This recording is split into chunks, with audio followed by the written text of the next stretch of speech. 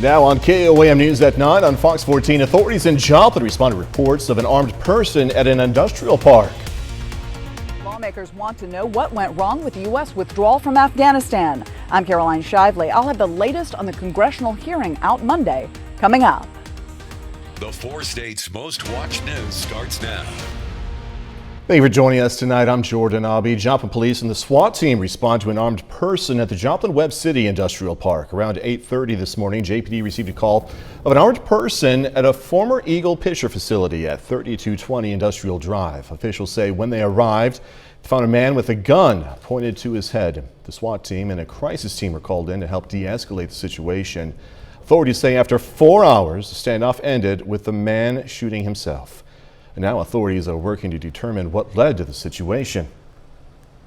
Because of the way the situation ended, we believe there's probably some mental health aspect. And so that's one of the things we'll be looking at and evaluating and hopefully determining and hopefully we get his injuries treated and get him the assistance and the help that he would need. Davis says the man never fired at officers. Officers did not fire at him. He was taken to a local hospital with life-threatening injuries. Authorities have not released a name. Crawford County, Kansas Sheriff's Office says a man broke into a Pittsburgh home, tried to get the resident to shoot him. It happened just before midnight early this morning. Sheriff's Office says a man armed with a knife broke into a house on East 530th Avenue, yelled for the resident to shoot him. The resident didn't shoot him. Instead, he kept him at gunpoint until the suspect escaped from the house. When deputies arrived, they found the suspect on the porch with the knife. Sheriff's Office says the suspect ignored verbal commands to put down the knife. He was tased, but with little effect. The suspect later ran back into the home, later came out of the kitchen without the knife, but with a self-inflicted cut to his neck. He was taken to the hospital where authorities say he later left against medical advice. The suspect was arrested again, this time booked into the Crawford County Jail where he is awaiting official charges. 2 men are dead after a 2-vehicle crash in Mays County, Oklahoma. Authorities say a pickup and a car collided on Highway 82 south of Locust Grove.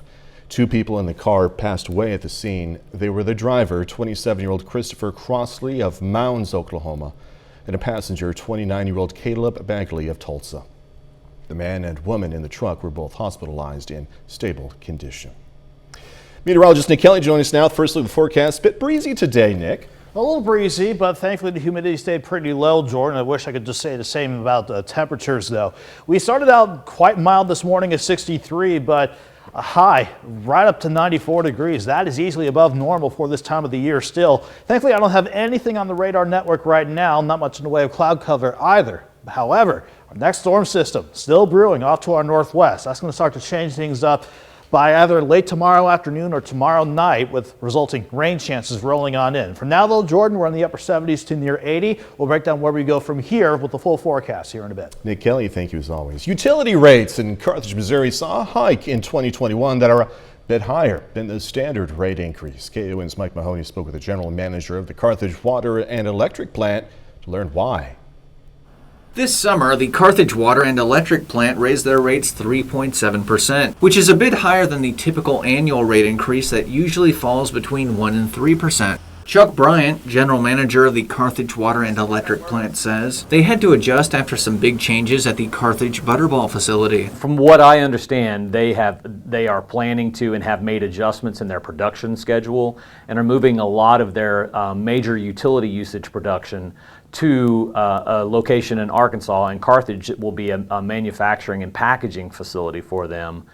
So it's just a little bit different usage of their utilities, which was for us results in about a $2.3 million reduction in revenue. The 2021 increase boils down to a $6 increase on the average residential utility bill. William Fisher is a retired Carthage resident, and while he is not thrilled with the increase in the cost of living, he says he's lived in Carthage a long time and that the Carthage Water and Electric Plant runs an honest business. Like it? No. But understanding it, yes. My wife and I would do that. We knew it was going to happen. The power plant's always been very good to most any Carthage resident, and I'm sure that we'd all say we missed the dollars out of our pocketbook, but most of us just have accepted it as is. In Carthage, Mike Mahoney, KOAM News. Butterball responded to our request for information about the changes at their Carthage plant. They say, quote, while we can't validate the impact our previously announced operational changes could have on the Carthage water and electric plant, and while those changes have yet to take place, we continue to reinvest in the Carthage facility to improve efficiency and manufacturing processes. City of Joplin is rebranding, and it all starts with a new logo. Tonight at a work session, City Council viewed a presentation of designs of the logo and provided input. These are the potential logos that they're considering. There are several variations that are going to be used across different departments and advertising spaces, but they all feature a common theme, a star in the middle, which officials say represents the horizon, progress, and history. The more professional we hold ourselves, I think the better we're going to be kind of in delivering our services to our citizenry. So I'm excited with a clean, professional appearance for our citizenry and for the rest of the world. I think it's going to make Joplin a better place. And these designs are not final. They will be brought up again in a future council meeting and put to a vote. And that brings us to tonight's KOAB's new Insta poll question. We want to know, how do you feel about the proposed branding? You can vote on a scale of love it to hate it. Just go to KOMNewsNow.com/vote. You can also vote through the KOM News Now mobile app. Results are updated live, and we'll check in on the numbers here in a bit. Today, Secretary of State Antony Blinken defended the U.S. withdrawal from Afghanistan in testimony before the House Foreign Affairs Committee, just one of 5 congressional committees looking into the chaotic pullout. Fox News correspondent Caroline Shively brings us all the details. This administration's bungled pullout from Afghanistan just may be the worst foreign affairs disaster in American history. Lawmakers didn't hold back in their grilling of Antony Blinken over the U.S. withdrawal from Afghanistan, with the Secretary of State defending the administration's timeline. If 20 years and hundreds of billions of dollars in support, equipment, and training did not suffice, why would another year, another 5, another 10? The committee hearing was billed as covering the 2 decades the U.S. spent in Afghanistan, but many members focused on the end of the war, when U.S. officials predicted the Afghan government would last months, but Kabul fell within hours of the Taliban marching into the city. The Taliban, at the same time, celebrated by raising their flag over the presidential palace. For my friends who presume a clean solution for the withdrawal existed, I would welcome hearing what exactly a smooth withdrawal from a messy, chaotic 20-year war looks like. The U.S. has evacuated more than 100,000 people from Afghanistan. The State Department reports that around 100 Americans remain. We're in constant contact with American citizens still in Afghanistan who have told us that they wish to leave. On Tuesday, senators will get their chance to question Secretary Blinken as he appears before the Senate Foreign Relations Committee. Caroline Shively, Fox News. KOM News at 9 on Fox 14 takes this time now to honor another 4-state hero. Lee Garrett served in the U.S. Army from 1944 to 45. Native of Joplin, Garrett was stationed in France, Belgium, Germany as well. He earned numerous awards, including 5 Bronze Stars, a Purple Heart, and 4 Overseas Bars. We are proud to thank and salute Corporal Lee Garrett. He's tonight's 4-state hero. Nick Kelly's next with a complete look at the forecast a bit later. Going to hear from Moso head coach Atiba Bradley after the team's loss on Saturday.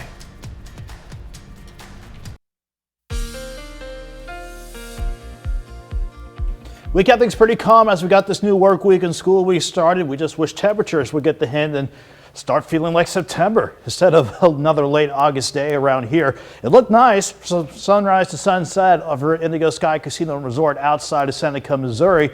But the temperatures, even though we had quite a bit of dry air in place, certainly saw a range of temperatures over the course of the day. After seeing highs in the lower 90s yesterday, we dropped back into the lower to middle 60s this morning, but an easy jump back into the lower to middle 90s, especially the 94-degree official reading at Joplin Regional this afternoon.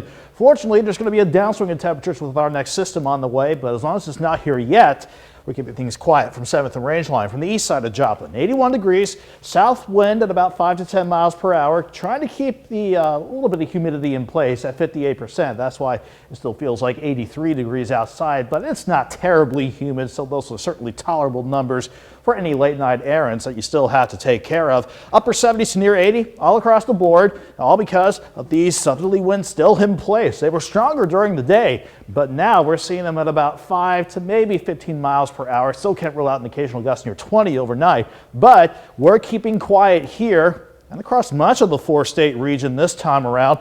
But that doesn't mean nothing's on the way. We still have our stationary front and cold front just to the northwest.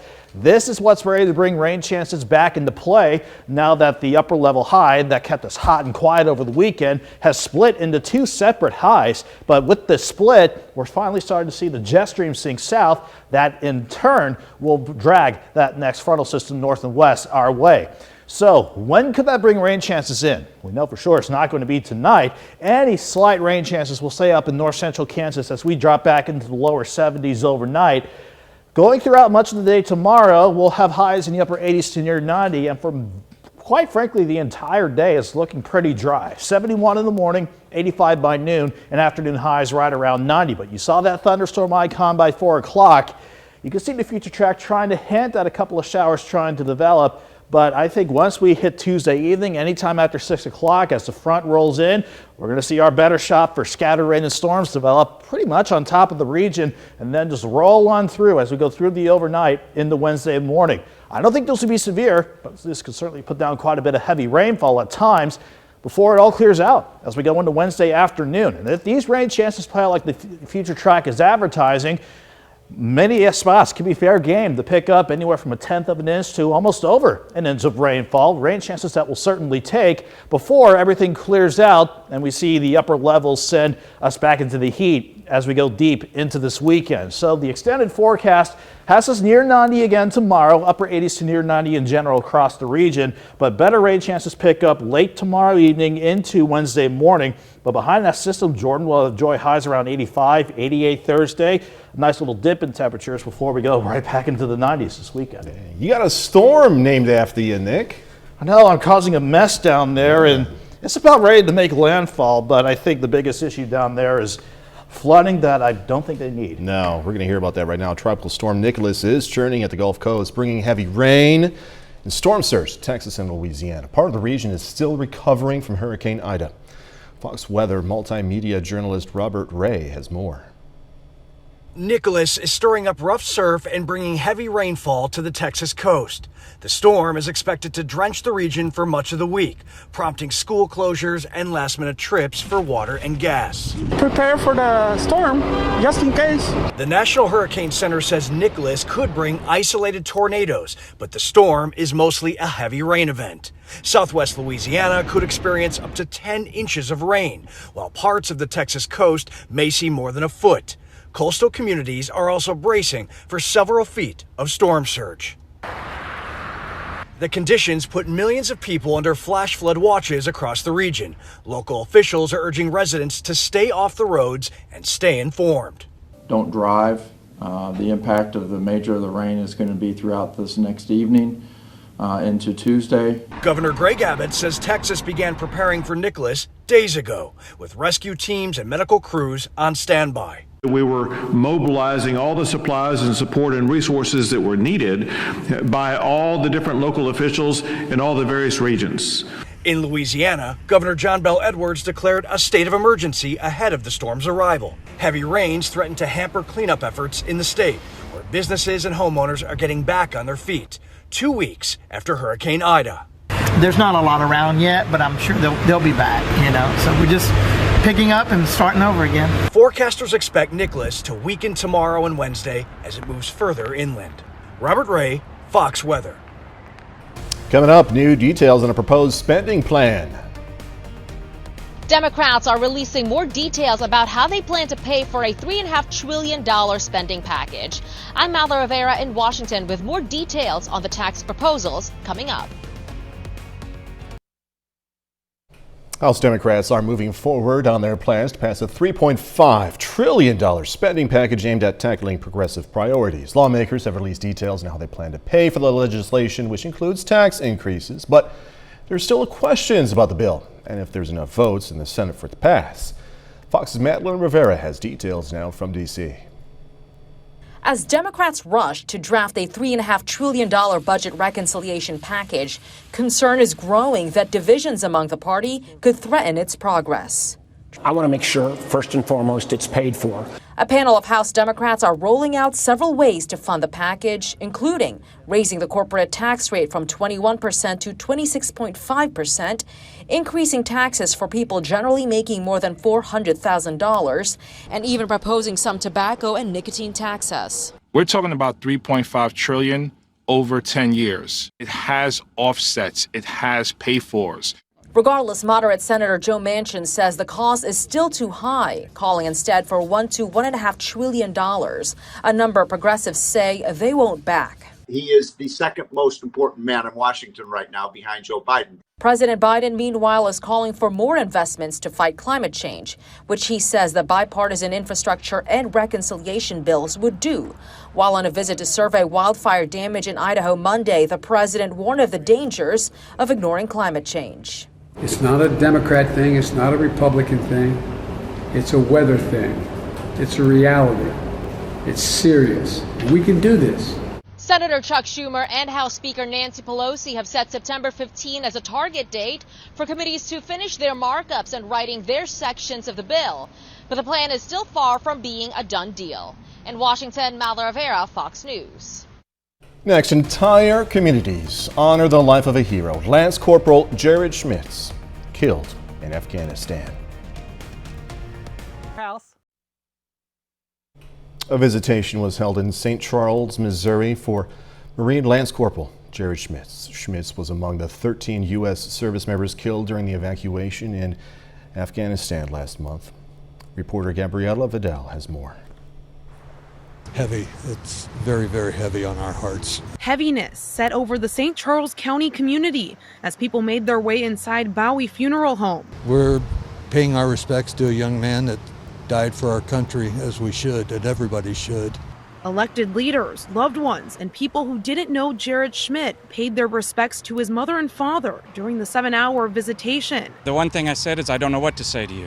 What do you say to somebody that their entire life has just been dismantled and now they're expected to move on? Lawrence Danielson and his wife say they can relate to the family's pain as a family of multiple members in the military, but also know how lucky they are to have seen their children come home after serving.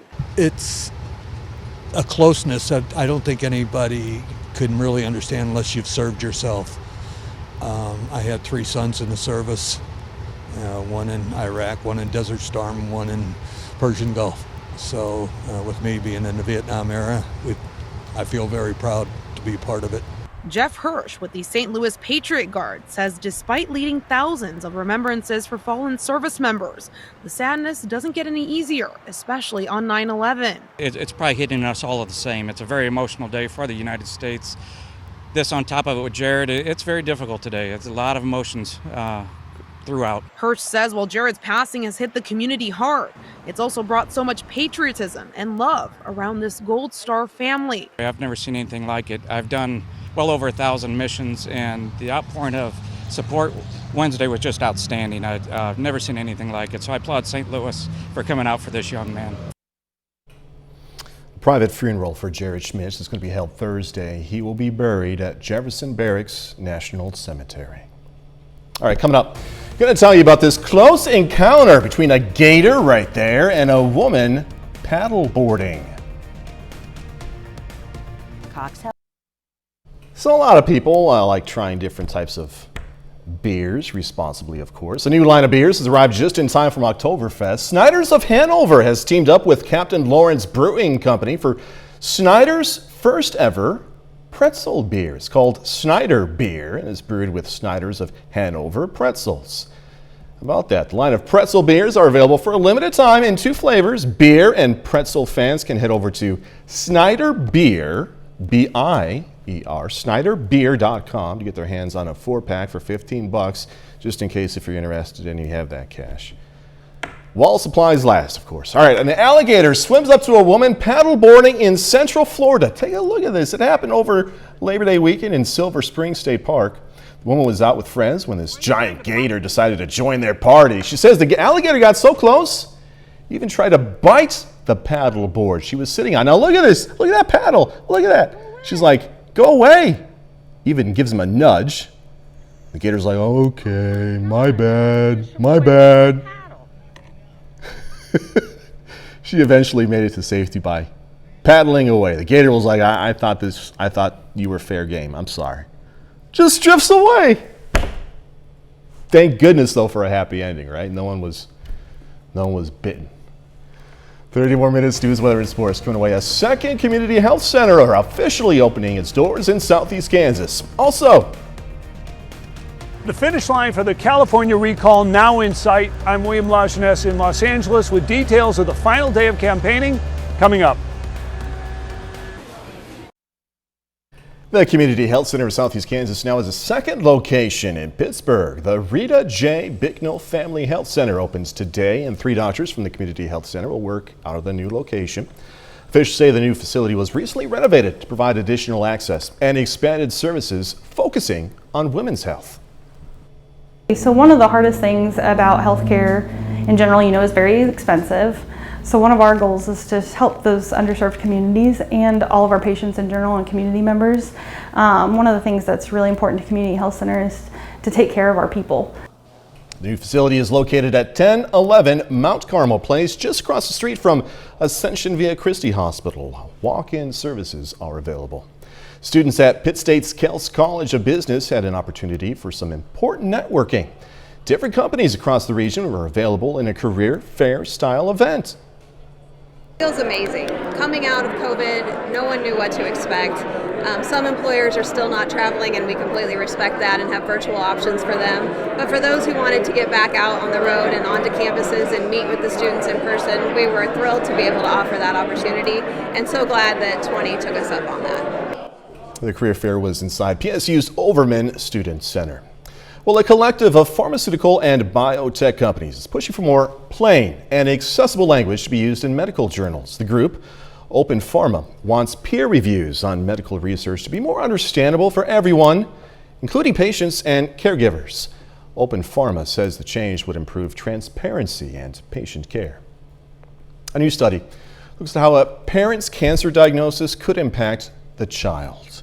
European researchers say 96% of children in their study experience behavioral changes, including anxiety, struggling academically, even substance abuse after a parent's diagnosis. Doctors say families should communicate about a diagnosis openly and consider outside resources to help children navigate those important emotions. Finish line for the California recall election is in sight, with voters casting the final votes tomorrow to determine Governor Gavin Newsom is going to remain in office or if someone else is going to lead the state. Fox News national correspondent William Lajeunesse says more on the final day of campaigning. Californians on Tuesday will be casting the final ballots, deciding the fate of current Governor Gavin Newsom. And when they head to the polls, they're deciding whether or not to recall Newsom, and if so, selecting who would replace him. We all need to get out there, no matter who you're voting for. Get out there and vote. Polls show more than half the registered voters rejecting the recall, but Republicans, including top challenger Larry Elder, urging voters to cast their ballots on Tuesday because polls can be wrong. The GOP making this a referendum on Newsom's handling of COVID-19, along with what they see as other failures by the Golden State leader, including rising crime, the homeless crisis, and increasing taxes. Businesses are leaving at record rates.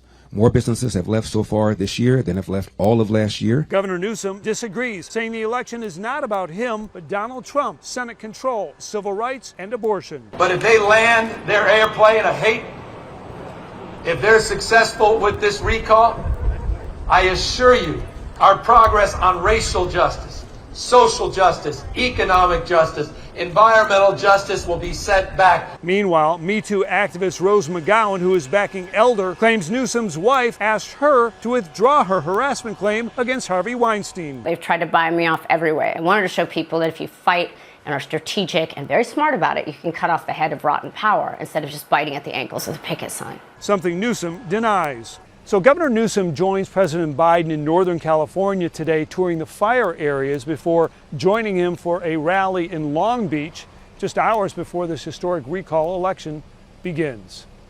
In Los Angeles, William Lajeunesse, Fox News. In tonight's KOAM News Now Municipal Question, we wanted to know, how do you feel about the City of Joplin's proposed branding? So far, the majority of you say it's fine. You know, I don't love it, I don't hate it. It's fine. Thanks to everyone who voted. A bit later, Florida's governor defending his decision to ban mask mandates in schools. The battle over mask and vaccine mandates is heating up across the country. I'm Steve Harrigan in Atlanta. That story ahead. Whoever made this.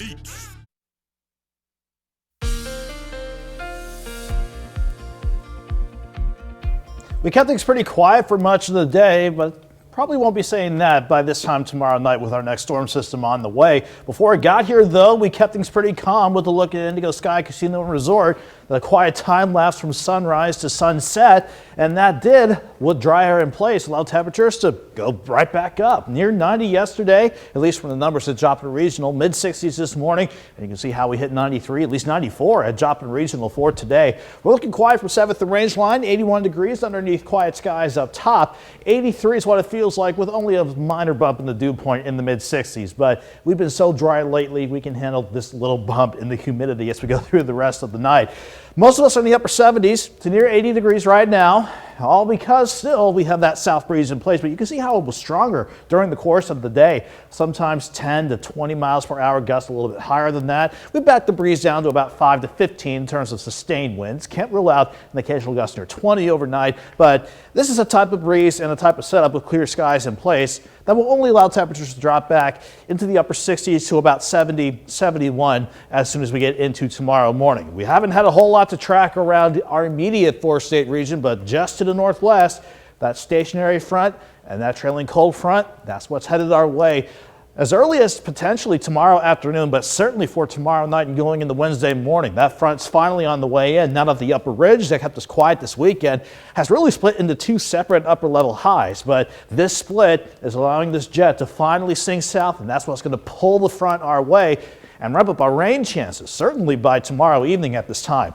Here's how we look for the rest of the night, though. Before that system gets here, we stay as quiet as can be with, again, upper 60s to lower 70s to start the day out. Then, still just enough dry air in place to send us into the upper 80s, maybe a few spots near 90. You can see how we try to turn partly sunny during the afternoon, but I really think for much of the day proper, we're going to keep things dry. 71 in the morning, 85 by noon, afternoon highs near 90. I'm going to throw in just the slightest chance for a random thunderstorm as early as 4 o'clock tomorrow afternoon, but here's your future track at 6 o'clock, going towards 10 o'clock. And through the overnight, that's going to be our best shot for thunderstorms. Some of these could be strong as they get going. Maybe some minor wind gusts, very small hail, but this is mainly a rain event as this system and moisture rolls on through. It's going to try to hold on through Wednesday morning, but the signs that I'm seeing for tomorrow make that Wednesday afternoon shows us drying out. So if we see the rain chances unfold like we just saw on future track, we could see some much needed rainfall come back in. Anywhere from 1/10 of an inch on the low end to maybe over an inch, maybe 1.5 inches in a couple of spots. It all depends on how the heavy rain sets up and works on through. So we'll keep an eye on these rain chances as we go through not only tomorrow evening, but through the overnight and into Wednesday. But we'll take these rain chances, Jordan, because it'll take us from 90 tomorrow to 85 on Wednesday, 88 on Thursday. That's a nice dip in temperatures before we have to head back into the heat. Hopefully just a dry heat for this coming weekend. All right, Nick Kelly, thank you. A big celebration after an upset win. It's going to cost the University of Arkansas. Look at that. The Southeastern Conference is fining Arkansas for a violation of the league's access to competition area policy after fans rushed this football field after Saturday's big W against Texas. Arkansas is going to have to pay a $100,000 fine, this being the university's second offense. The university was last fined for a violation after a football game against LSU back in 2014. Come on, it was a big win. Let them have fun. Coming up in sports, going to hear from Missouri Southern head coach Tima Bradley after the team's loss on Saturday. Also, the McDonald County Mustangs aiming for their 6th straight win against Neosho. Those highlights next.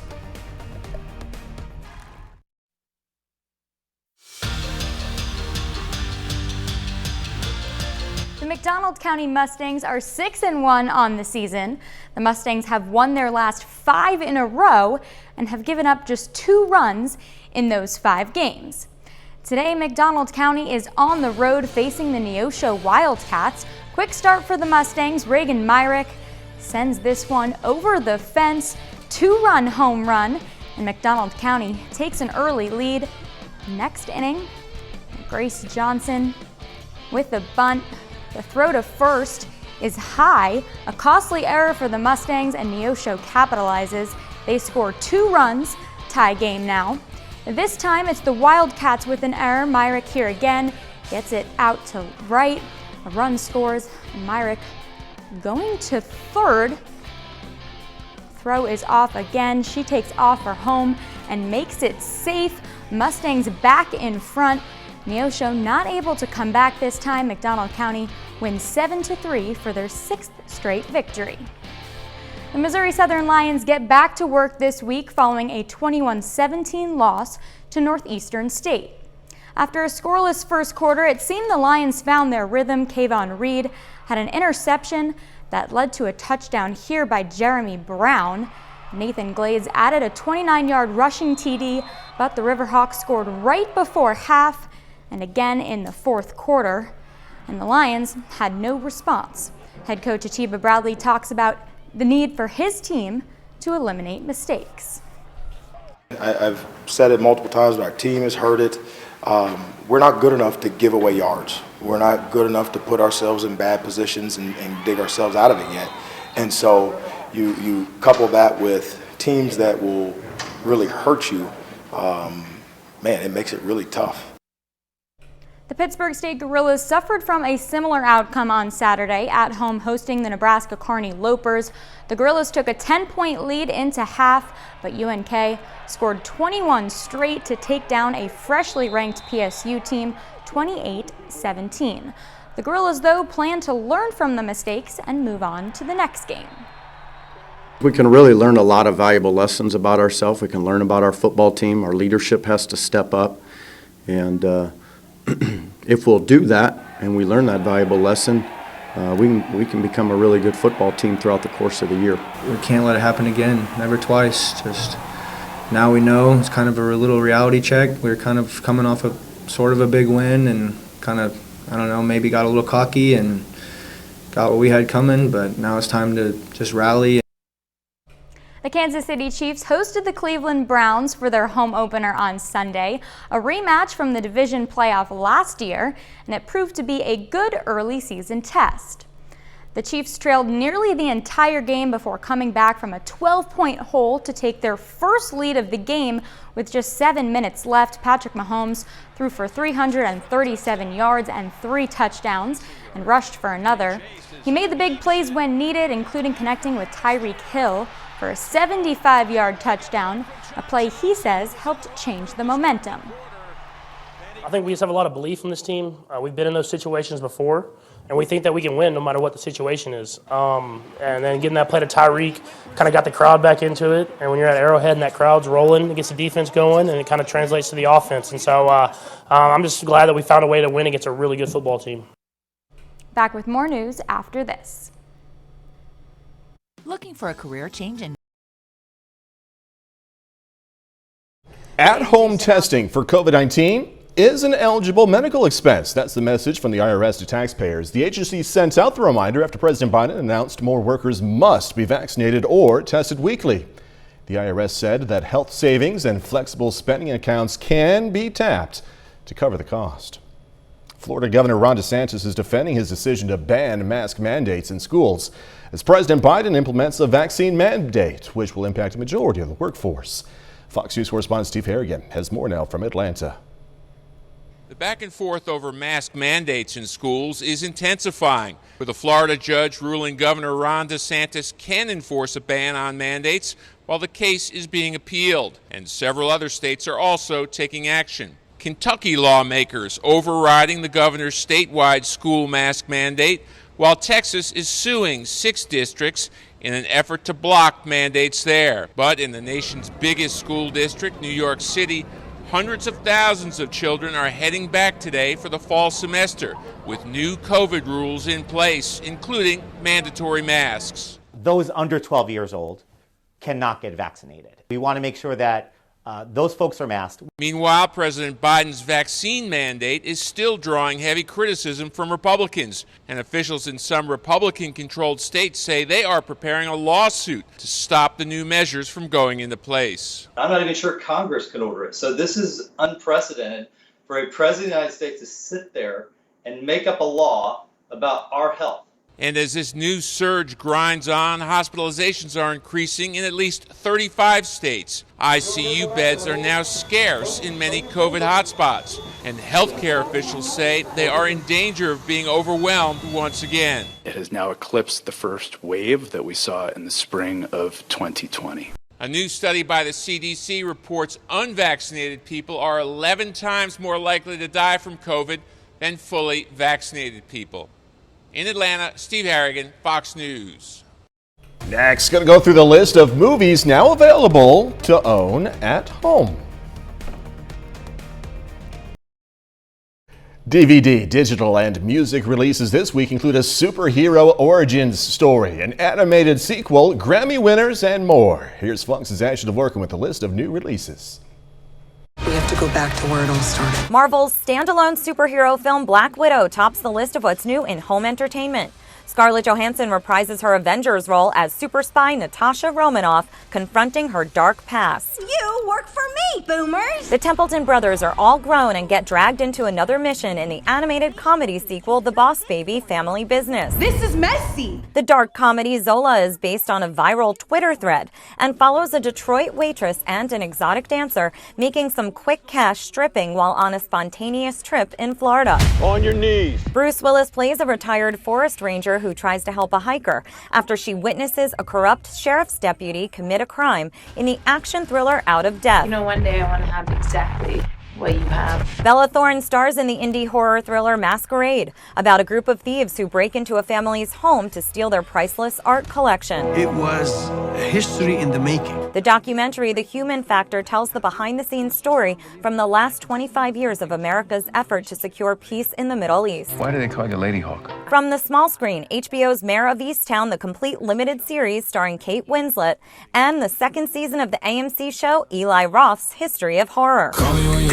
New album releases include rap star Lil Nas X's debut album, Montero, Fleetwood Mac's Lindsey Buckingham's self-titled album, his first solo effort in 10 years, One Way Out from Grammy and Academy Award-winning singer-songwriter Melissa Etheridge, and Chapter 1, Verse 1 from award-winning actor and singer-songwriter Cynthia Erivo. In Hollywood, Ashley Dvorkin, Fox News. That's our time for tonight. Thanks so much for joining us. Going to leave you with a video of the Great Reno Balloon Race out of Reno, Nevada. Be safe. Do this all again tomorrow. See you then.